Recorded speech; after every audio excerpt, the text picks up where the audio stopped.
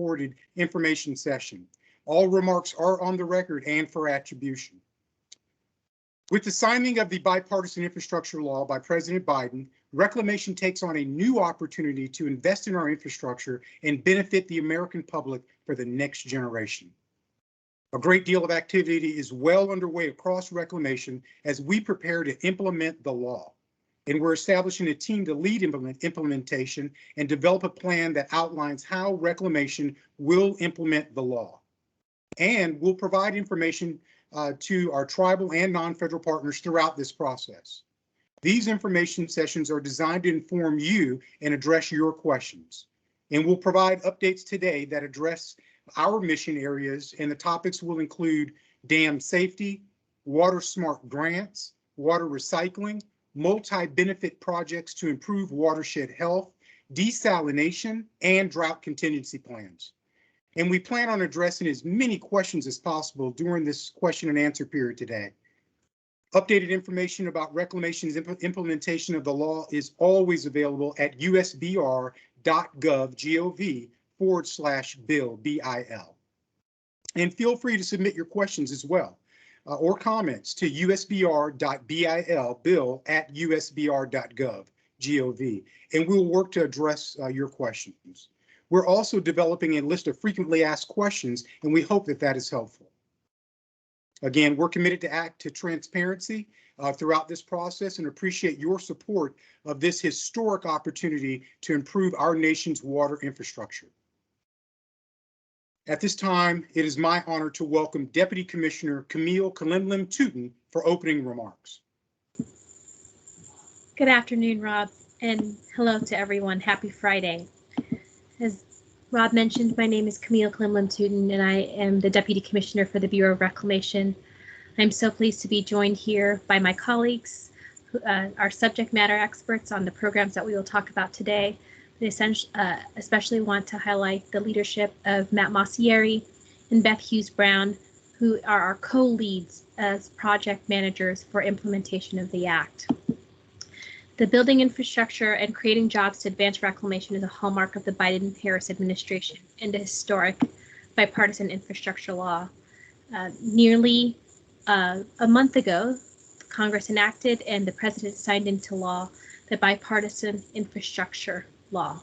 The law represents a once-in-a-generation opportunity to make progress across Reclamation's mission areas and advance drought resiliency through investing heavily in infrastructure modernization, conservation, ecosystem recovery, natural resources monitoring, dam safety, rural water, and tribal water rights settlements.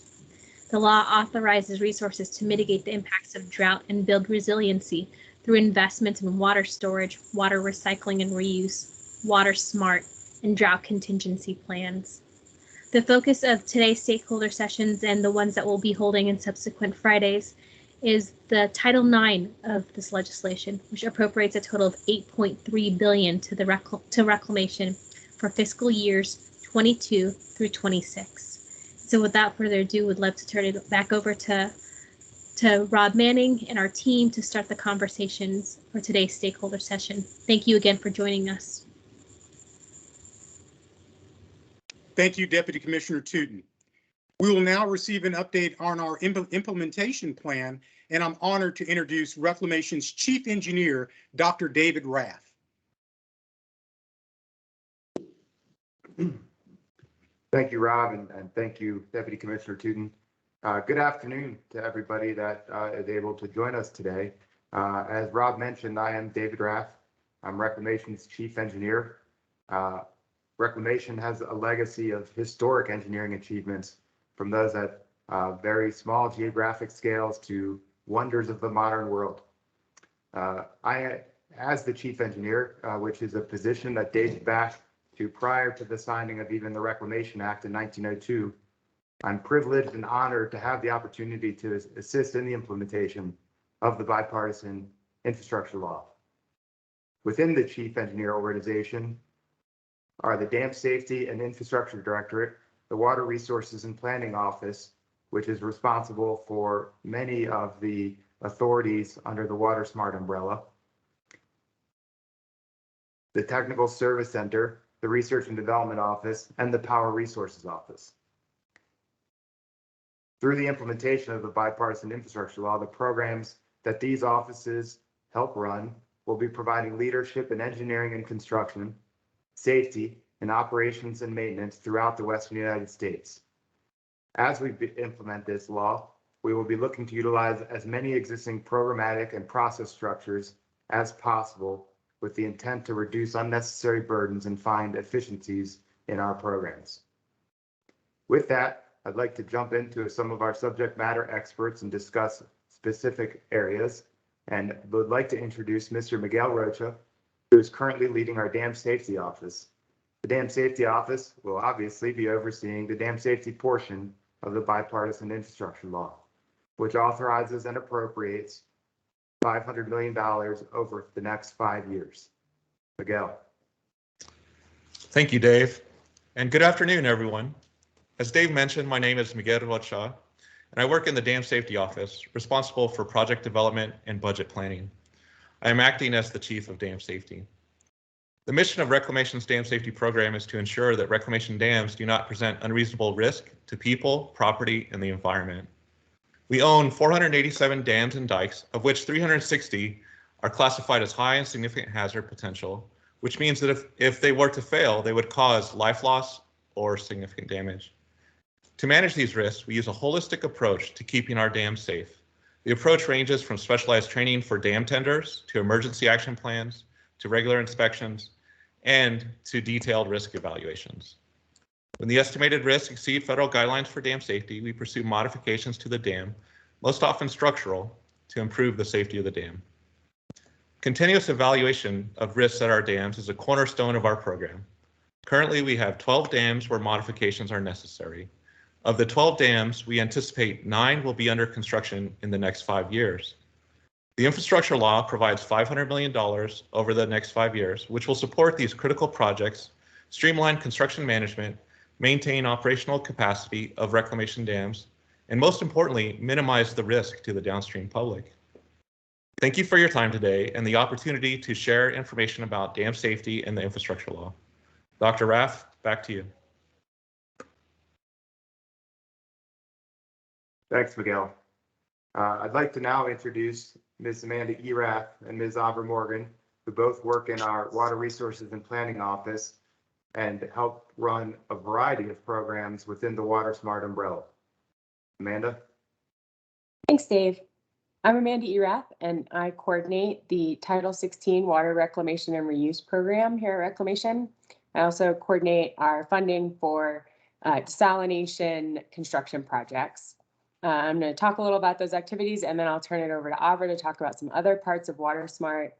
As you can see here, the bipartisan infrastructure law included funding for many Water Smart activities, and then also for a new aquatic ecosystems activity. And we're going to cover all of these things briefly here. Next slide, please. The Title 16 Water Reclamation and Reuse Program, there is approximately there's $550 million in the bipartisan infrastructure law for the Title 16 program. This program is an existing program that was established in 1992. And through the program, Reclamation has provided grant funding for water reclamation and reuse projects across the West. Eligible project types under this program include projects that reclaim and reuse multiple different types of wastewater, including municipal, industrial, and agricultural wastewater. It also includes projects that are reclaiming impaired groundwater or surface water. Under the program, the federal government provides a maximum of 25% of the total cost of the project, and there's a 75% requirement match by non-federal project sponsors.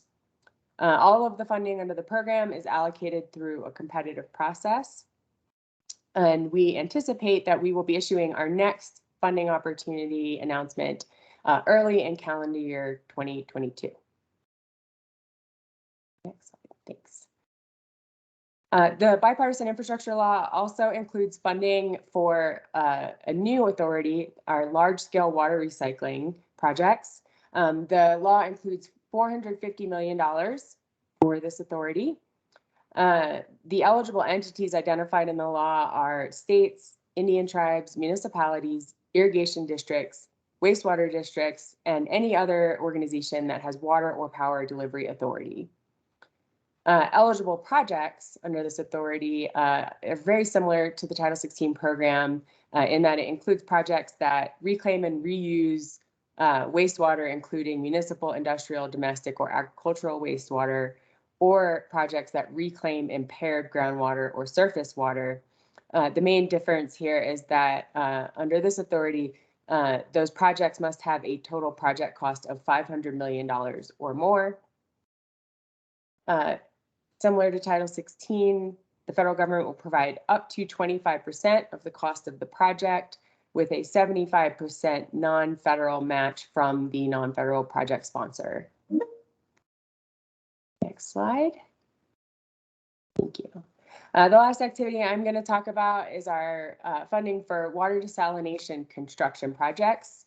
The bipartisan infrastructure law includes $250 million for these projects over 5 years. Eligible project types here include ocean and brackish water desalination projects. Again, the federal government will provide up to 25% of the cost of the project, and there is a 75% match required from the non-federal project sponsor. We also allocate this funding through a competitive selection process, and similar to Title 16, we expect that we will be issuing our next funding opportunity early in calendar year 2022. With that, I will turn it over to Avra Morgan to talk about some other parts of WaterSmart. Thank you, Amanda. I'm Avra Morgan, and I work on the WaterSmart program with Amanda Erath in the Water Resources and Planning Office. And I'm going to talk today about some of our existing programs that received funding under the Bipartisan Infrastructure Act, and also some new authorities. So starting out, the WaterSmart grant program is an umbrella program that covers several different activities. And this umbrella received $400 million in the infrastructure bill. So that will be allocated among different funding opportunities that are encompassed within WaterSmart grants. In terms of who is eligible for these funding opportunities, it's pretty similar across the different funding opportunities. Generally, it includes states and tribes, districts, local governments, nonprofit entities such as nonprofit conservation groups and also watershed groups, regional authorities, all located in the 17 Western states and territories, and also in Alaska, Hawaii, and Puerto Rico. Starting with our water conservation funding opportunities, many of you might be familiar with our water and energy efficiency grants under WaterSmart, and those are large-scale water efficiency grants that do things to conserve water and improve water management, including canal lining and piping, municipal metering projects, irrigation flow measurement, and landscape irrigation measures. Another funding opportunity that is existing that will receive funding through this additional $400 million is the small scale water efficiency projects. And those are very similar to the water and energy efficiency grants, but smaller dollar. And because they are smaller dollar, the requirements for applying are a little bit easier. And the way that they're evaluated is to look at qualitative assessment of the benefits to water conservation or efficiency, as opposed to measuring conserved water like we do under the water and energy efficiency grants. Next slide. And I should have mentioned that the federal share of those WaterSmart water and energy efficiency grants and small scale grants is up to 50% of the cost. In addition, the Environmental Water Resources Projects is an existing funding opportunity that provides funding for projects with ecological benefits. And this funding opportunity will also be allocated funding from that $400 million for WaterSmart grants. And the types of projects that we fund under this funding opportunity are a broad range of restoration projects, including water conservation and efficiency projects that increase water supply reliability for ecological values, projects to mitigate drought-related impacts to ecological values, your typical watershed management or restoration type projects that benefit the environment, and then also projects to improve the condition of natural features or nature-based features. And just one more note about this funding opportunity is that it also draws from our cooperative watershed management program. So it draws funding from two sources to fund these similar types of projects. And the cooperative watershed management program also received $100 million through the new bipartisan infrastructure bill. Next slide. Now to talk about a couple of new authorities. In the infrastructure law, Reclamation received authority to fund multi-benefit projects to improve watershed health. And this includes funding for the design, implementation, and monitoring of these types of projects, which are habitat restoration projects to improve watershed health in basins impacted by our reclamation project.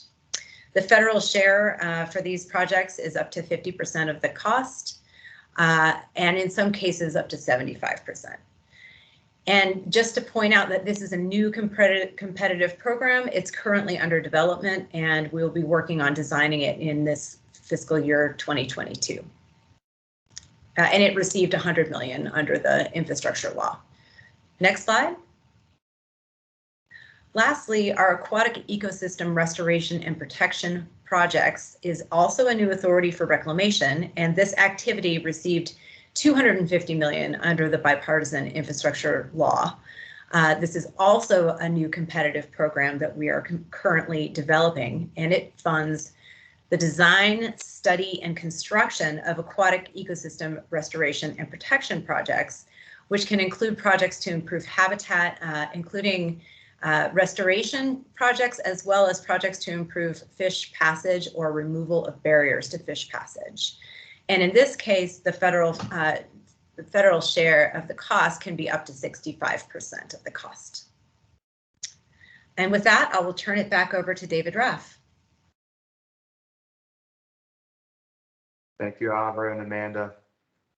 I'd like to hand off the mic here quickly to Ms. Carly Jurla, who is within the Chief Engineer organization and recently joined this part of Reclamation in June of 2021 in a new capacity focused on long-term guidelines, working with all of you focused on the Colorado and many other stakeholders in developing long-term plans there.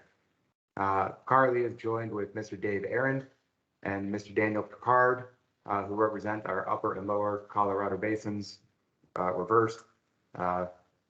Daniel is with upper and David is with lower. Carly, please take it away. Thanks, Dave, very much. As Dave said, my name is Carly Jurla, and I am a senior Colorado River program manager with Reclamation. And we are very pleased with the funding in the infrastructure law provided for the implementation of the Colorado River Drought Contingency Plan, or the DCP, and related agreements. The law specifies $300 million with $50 million to go towards the Upper Basin Drought Contingency Plan. And this funding is critically important as the basin is in the 22nd year of drought and experiencing record low reservoir elevation, record low reservoir levels, and the system's two major reservoirs, Lake Powell and Lake Mead. Combined, Lake Powell and Mead store about 85% of the system's 60 million acre foot storage capacity. The DCP was adopted in May of 2019 in response to ongoing drought and low runoff conditions that had significantly increased the risk of reaching critically low elevations in Powell and Mead. And the DCP was adopted after nearly 6 years of negotiations among the 7 Colorado River Basin states, municipal and irrigation districts, and with essential engagement by tribes, particularly in Arizona. The key elements in the lower basin DCP within the states of Arizona, California, and Nevada are required water saving contributions in Lake Mead, additional water storage and recovery flexibility to incentivize even additional conservation, and then a requirement for Reclamation to seek programs and activities to create and conserve additional water to benefit Lake Mead. Key elements that make up the Upper Basin DCP in the states of Colorado, New Mexico, Utah, and Wyoming are drought response operations. So these are additional releases from reservoirs above Lake Powell into Lake Powell with the goal of protecting low elevations, and demand management. And lastly, to put this funding in perspective, over the 5-year period between 2015 and 2019, almost 30 million was spent in the lower basin and another 8.5 million in the upper basin through the Pilot System Conservation Program, which was an important drought response activity with a similar goal to increase storage in Lake Powell and Lake Mead. And so the 300 million provided by the infrastructure law is almost 8 times this amount and is an important and significant investment towards the sustainability of the Colorado River Basin. Next slide, please. Another piece of funding the law directed to the Colorado River Basin is to the basin's endangered species recovery programs. The law specifies $50 million for these programs. It is to be implemented through 3 programs in the upper basin. These are the Upper Colorado River Endangered Fish and the San Juan River Basin Recovery Implementation Programs. These provide ESA compliance for water projects throughout the upper basin. And then through the Adaptive Management Program, which is an outcome of the Grand Canyon Protection Act and provides organization and a process to ensure the use of scientific information in decision-making for Glen Canyon Dam operations and the protection of downstream resources that are consistent with the Act. And in the lower basin, we have the Lower Colorado River Multi-Species Conservation Program, or the MSCP, and this ensures compliance for all water operations and maintenance activities along the Lower Colorado River. All of these programs have broad partner and stakeholder involvement. In particular, the MSCP in the lower basin has a 50-50 cost share with federal and non-federal entities. And the additional funding provided by the law is an important investment in these programs. And with that, I would like to turn it over to Daniel in the Upper Colorado Basin region for a regional perspective on this funding. Good afternoon. Thank you, Carly. Appreciate that introduction. I'm going to take just a few moments and give you an indication or remind you that the Upper Colorado Basin has a number of funding programs and mechanisms that are long-standing programs. I would suggest that we will continue to use those programs for implementation of the funding under this current legislation. Among those, UCROP, the Adaptive Management Program, and the RIP programs, as Carly had mentioned. We look forward to working with this reclamation team. As Carly indicated, I will be the representative of the Upper Colorado Basin on the reclamation, the full reclamation team. Look forward to working with the states and tribes and stakeholders within the Upper Basin region. And we'll now turn a few moments over to David Arend with the Lower Basin. Good afternoon, everyone. I am David Arend, the Assistant Regional Director for Lower Colorado Basin. For the Lower Basin, we'll be executing the funds identified for the Drought Contingency Plan through our Lower Colorado River Operations Program, exercising the Secretary of the Interior's authority as the water master for the Lower Colorado region. For the Endangered Species Program, we'll be executing the funds through our Multi-Species Conservation Program, the Lower Basin Multi-Partner Program for meeting our Endangered Species Act requirements.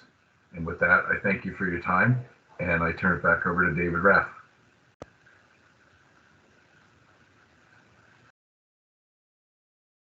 Thank you all.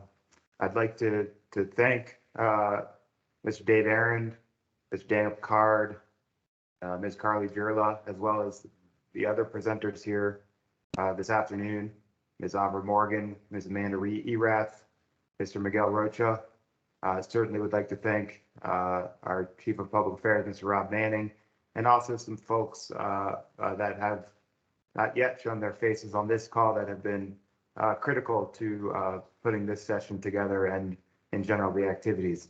As was mentioned, Mr. Matt Mossieri and Ms. Beth Hughes Brown, who are leading our organization here within Reclamation, addressing the bill, as well as Mr. Peter Soeth, whose skills with Microsoft Teams are something to behold. So thanks to you all. We also have been very honored to have Deputy Commissioner Tootin here this afternoon, which is fantastic.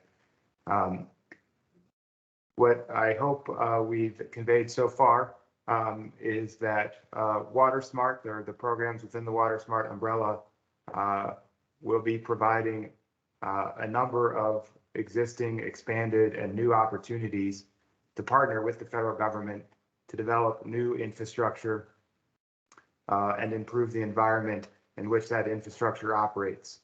We certainly look forward to working with all of you to find opportunities to leverage these dollars and move forward in continuing and developing reliable infrastructure in the West, delivering water and power in an environmentally and economically sustainable manner.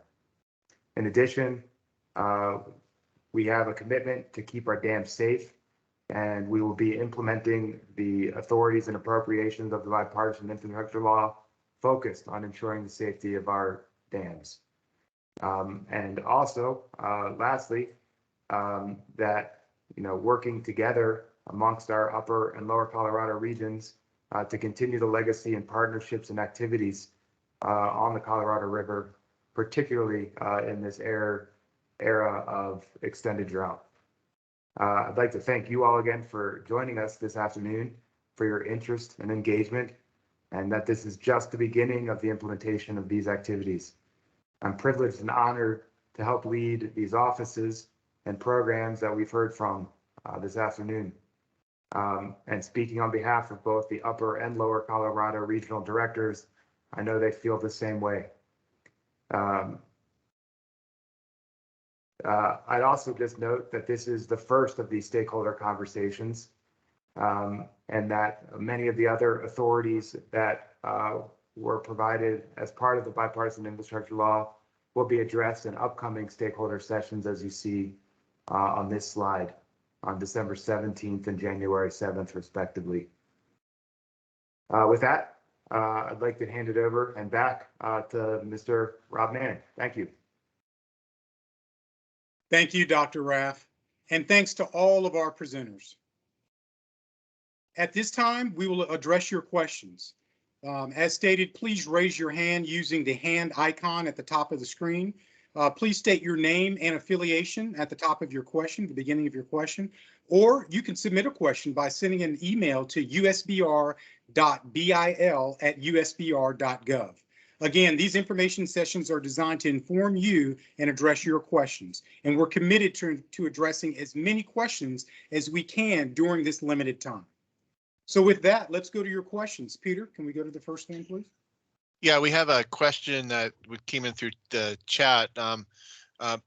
This one is for Matt. How do we get dam safety staff to look at our dams on our reservation? This is from Steve at the San Carlos Apache reservation. Thanks, Peter. Our best advice on that would be to work with the Native American Affairs contact in the Phoenix area office. That's Lawrence Marquez. And Steve, if you want to put your contact information into an email or the chat, we can, if you need Lawrence's direct contact information, we can connect you that way. Otherwise, if you know Lawrence, feel free to reach out. Thanks. Thanks, Matt. Next question is with Ian Lyle. Ian, if you could unmute and share your affiliation. Thank you, Mr. Soeth. Ian Lyle with the National Water Resources Association. Thank you to yourself, Mr. Manning, Mr. Mossieri, Deputy Commissioner Tootin, and Dr. Rath. I did have a couple questions, but the first I wanted to ask was with respect to the WaterSmart program. So this might be for Ms. Morgan or Ms. Erath. Do you anticipate? I know that there's about a dozen different programs that will receive that you usually have funding announcements for. Do you anticipate following a similar rollout for those funding announcements? I know you mentioned the first one is maybe coming in early 2022, but for the rest of the calendar year, do you anticipate following a similar rollout for those programs? Hi, this is Aubrey Morgan, and thank you for the question. We are working on our schedule for our fiscal year 2022 funding opportunities. Our approach is to try to use our existing funding opportunity structure as best we can to make it all more efficient and easy for people to follow. So to the extent that we are able, we like to stick with a similar time frame each year for our funding opportunities. And as you know, we offer most of them once a year. So I would expect to see them roll out in a similar fashion. Great, thank you very much. Thank you, Ian. Next question would be from Dan Keppen. Dan, if you could unmute and share your affiliation. Hey, everybody. Hey, great job. Thanks for putting this briefing together. I'm Dan Keppen. I'm the Executive Director of the Family Farm Alliance, calling from Klamath Falls, Oregon. My question is for you, Julie, Carly. On the demand management, the DCP program, has there been an assessment done that kind of shows which actions are going to have the best opportunity or results to get water down into Lake Powell, and was that factored into sort of how you're developing this program for the upper basin DCP? Thanks for that question, Dan. So just a little bit of a reminder, which I'm probably sure you're well aware of. So the demand management program in the upper basin DCP is a component of that DCP. There were two agreements there. One was for demand management. And the way that is structured is that that provides the authority for the storage in the reservoirs and the CRISP system in the upper basin should demand management occur. But there are a lot of steps to develop some feasibility and a lot of studies around whether that demand management could occur. That work is ongoing through the upper basin states. We've provided some funding to help that along, but there's a lot of work to be done to better understand the feasibility of that. So then we have the $50 million that goes towards the upper basin DCP that's allocated through the law. We have not yet determined how precisely that's going to be distributed through the programs in the upper basin. That's a discussion to come with a lot of partners and stakeholders in the upper basin to make sure that's utilized appropriately.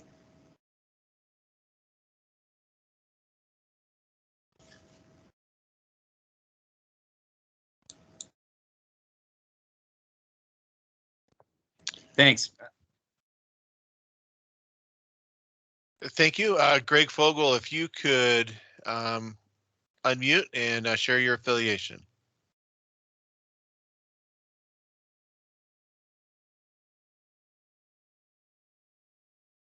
All right. Hi, everybody. I think that worked.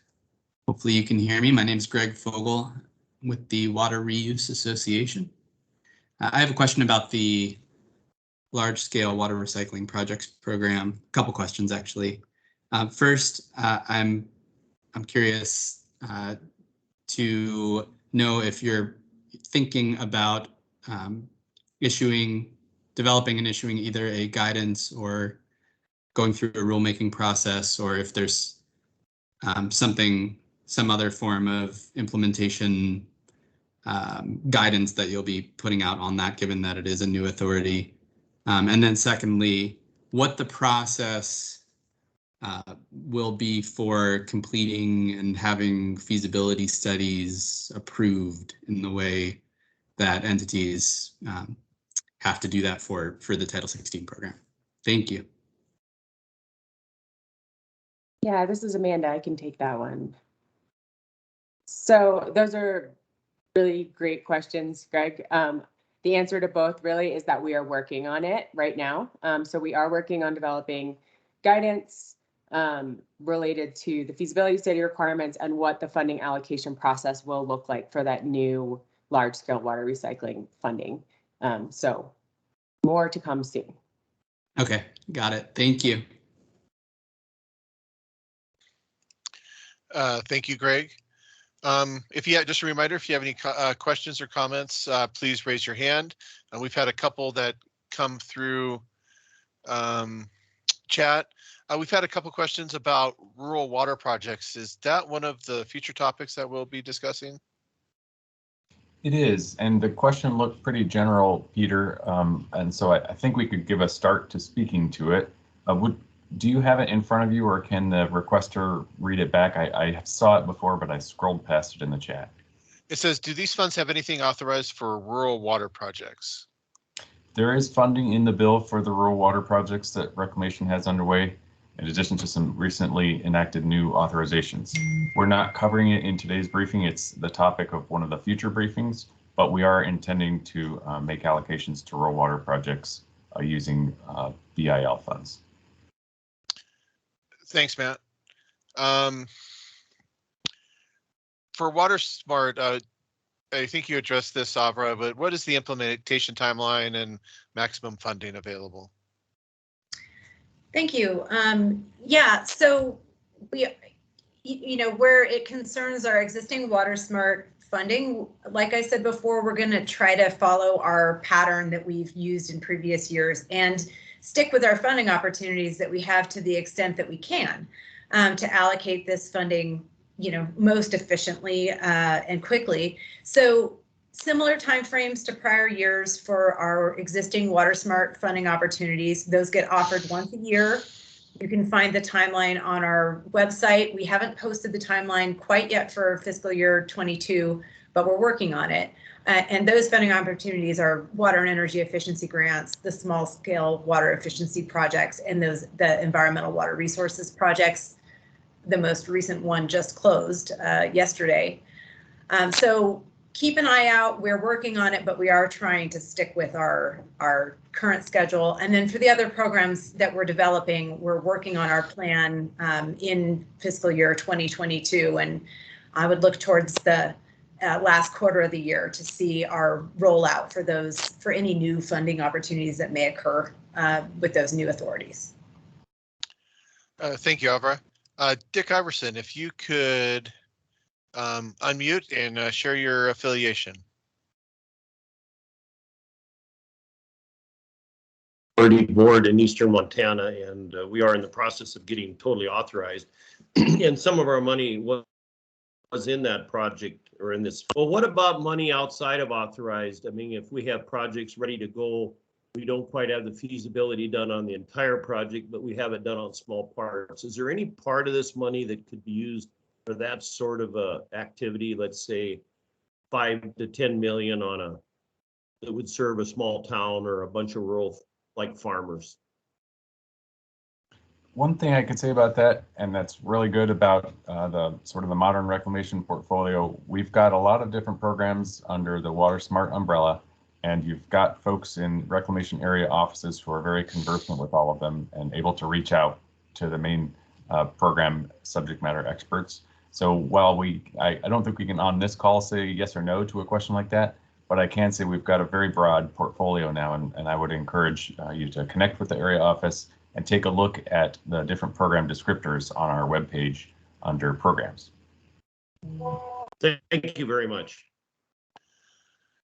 Thank you. Jennifer Pitt, if you could unmute yourself and share your affiliation. This is Jennifer Pitt with the National Audubon Society. Thank you.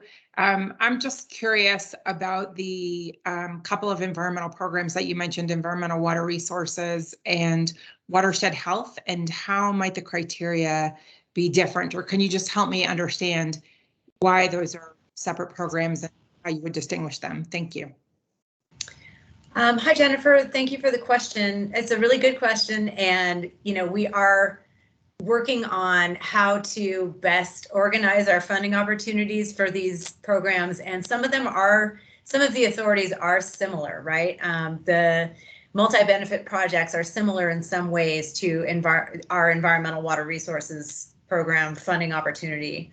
The aquatic ecosystems program is a bit different. That one is focused more on larger scale projects. And so I could see that one being a separate opportunity.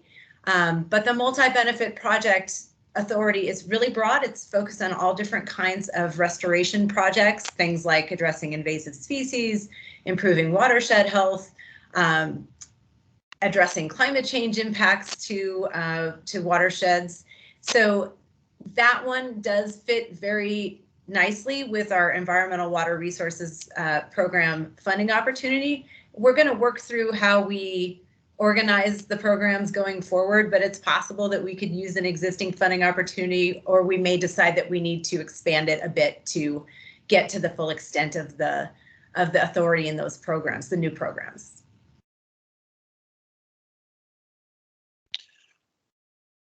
Thank you, Jennifer. Anna Schwab, if you could unmute and share your affiliation.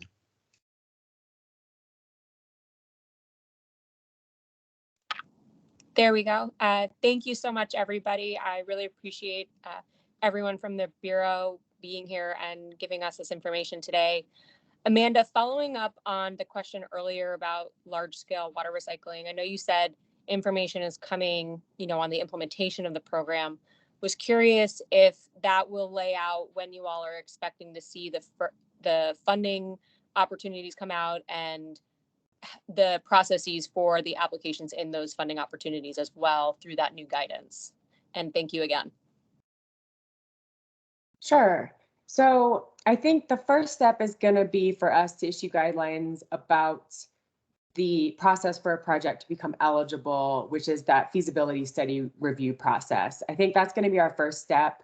I think at that point, we will have a better sense of the timeline for the funding opportunities, and we can, share that once we have that. But since this is a brand new authority and we don't even have guidance right now for which projects are eligible, that's going to be the first step in that process so that we have a way for folks to become eligible.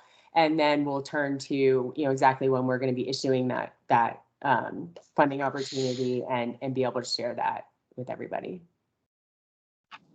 That's great. Thank you so much for that clarification. I really appreciate it. Sure. Thank you. Richard Deeker, if you could unmute yourself and share your affiliation.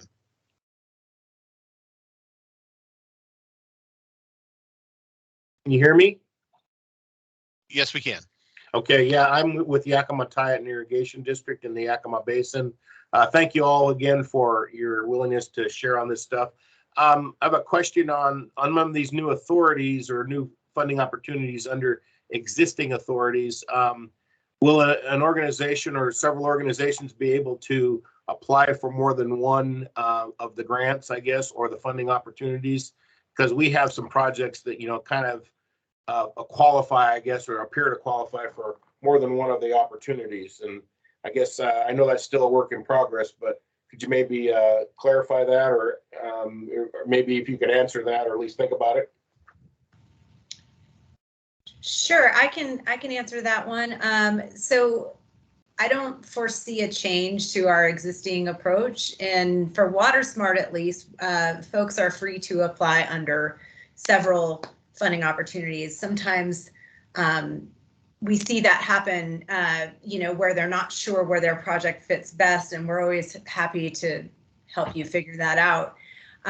But if you have multiple different types of projects and they fit within different funding opportunities, there's no limitation on applying to several of them.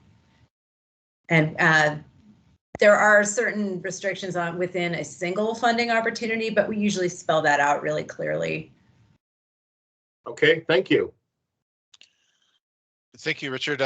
Enrique Romero, can you please unmute yourself and share your affiliation?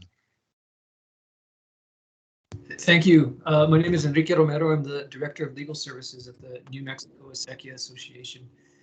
Thank you all for putting this presentation on. I have a few questions. One of them was sort of answered by Ms. Morgan regarding watershed projects. I guess you had mentioned, for example, some projects like removal of invasive species and things like that. But are those multi-benefit projects or the money that's become available? I heard you say or in the presentation that they're tied to basins impacted by a reclamation project. So is that that's a limiting factor in terms of using this money? So that is a specification in the multi-benefit authority, but Reclamation has a current funding opportunity, that environmental water resources program funding opportunity that is under our Water Smart Grants umbrella that doesn't limit the projects, the restoration projects, to areas impacted by reclamation. So there's a number of different opportunities for different types of projects. And if you ever have questions and wonder which funding opportunity, which area your project fits the best in, we're happy to talk through that with you. We know that it can be a lot. There's a lot of information, but I'll just say that I think that the programs and the funding opportunities are pretty broad. There's a lot of different types of things that you can do now, given the authorities that we have. So not to worry too much about restrictions, because if it's not allowable in one place, it might fit in another place. Okay, and that's helpful, because I guess my other question was tied to the water conservation and efficiency. It was a statement about they had to mitigate impacts to ecological values, and I was wondering, sort of, if we're looking at watershed management projects to increase supply for agricultural purposes, for example, there might be another program that you all could point us to. Is that correct? That's right. Our water and energy efficiency grants under Water Smart are focused on water conservation and efficiency for agricultural and municipal users. That particular funding opportunity, along with the small scale water efficiency projects, are very much focused on water conservation and efficiency, not focused on ecological benefits. Those ecological projects right now are contained with our within our environmental water resources projects funding opportunity. So we do have the water and energy efficiency grants and the small scale efficiency grants that are focused on municipal and agricultural water users. Okay, thank you so much. And you mentioned if we have questions to reach out to you, who in particular should we reach out to? Is it a local branch or you? If it's a question about the Water Smart funding opportunities, you're welcome to reach out to me, our Water Resources and Planning office, and others in my office, and we'll get you to the right place. Your local area office is also really well informed about our Water Smart programs, and if you have a contact there, feel free to reach out to them as well. Okay, thank you. Appreciate it. And you also can send an email to usbr.bil@usbr.gov, and we'll make sure it gets to the right place to get you an answer also. Laura Zemer, please unmute yourself and share your affiliation. This is Laura Zemer, Trout Unlimited, Senior Counsel and Water Policy Advisor. Thank you for your time today and taking questions. I've got the Aquatic Ecosystem Restoration Program, and it appears to allow both a competitive grant program for, as you mentioned, those much larger, more ambitious programs, but also some directed spending by Reclamation. I'm wondering what the process you're thinking of for including those projects and those project locations for directed spending under that program for FY22. Laura, thank you for your question. You're correct. I think it does provide room for both, but we're still working through how we're going to organize it. As with our other, aquatic ecosystems isn't within Water Smart specifically, but similar to those other programs, we will be making whatever approach we come up with available for comment and input, by our stakeholders. And so as we get going on this later in the year, we'll have an opportunity to provide input, including what you're suggesting, locations for specific projects and how to organize those direct spending type projects. Great. Thank you for your work on that. Thank you. You bet. Adeline Koziol, please unmute yourself and share your affiliation. Okay. All right, here, I think I'm off mute now. Adeline Kejo, I'm with the Nature Conservancy, and I wanted to echo the thanks that others have expressed for holding this session and also for taking time to answer questions. I was wondering if someone can speak to whether Reclamation has any plans to increase capacity internally, for working with potential applicants during the contracting process, providing other technical support. It's a lot of funding, which is really exciting, but I recognize that there are capacity constraints as well. So I'm just curious if someone could speak to that. This is Beth Hughes Brown. We love that question. The answer is yes. We started working on that before the bill became law. And we are working with the department's Human Capital Office and OPM to develop some direct hire authorities and so on. Yes, we're very much on top of that, and we appreciate the fact that you asked that question. Thank you. Wonderful. Thank you. Ladies and gentlemen, we have time for one more question. Thank you.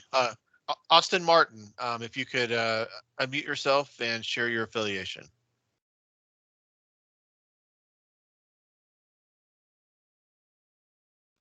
And I represent the Dam Safety Office for Nevada Division of Water Resources. We were specifically looking at the funding available for dam decommissioning, and we have a couple of problematic dams. We just wanted to know what the upcoming implementation timeline was, and if this process might be a little more streamlined than the existing FEMA grant offers that have a lot more red tape to go through.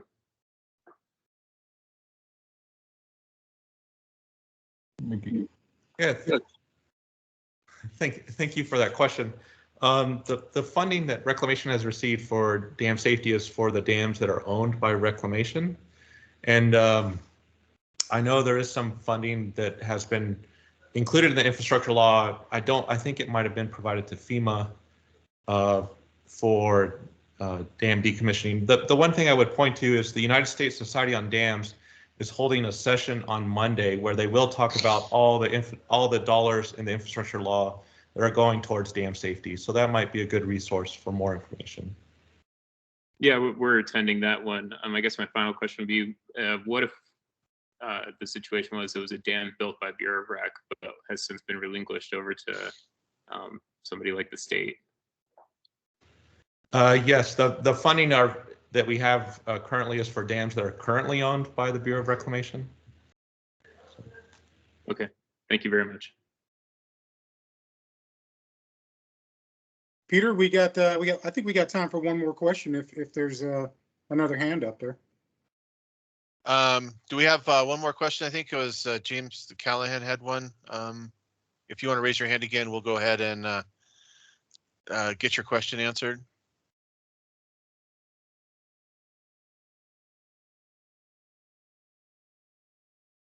There we go.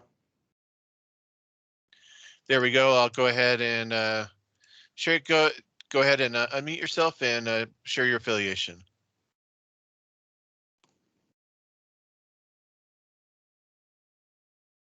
There we go. John O'Callahan, South Columbia Basin Irrigation District, Columbia Basin Project in Washington State. And I will say that a previous question addressed mine. I likewise have questions about the ability to process NEPA, engineering reviews, these kinds of activities in a timely fashion, given how big of an increase in workload this is going to be for Reclamation. So I think we essentially heard you were working on it, and we hope that is true.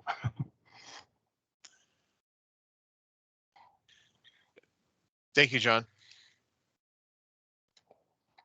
Well, yeah, absolutely. Thank you so much, John, and thank you for the very insightful questions, and many thanks to all of our subject matter experts.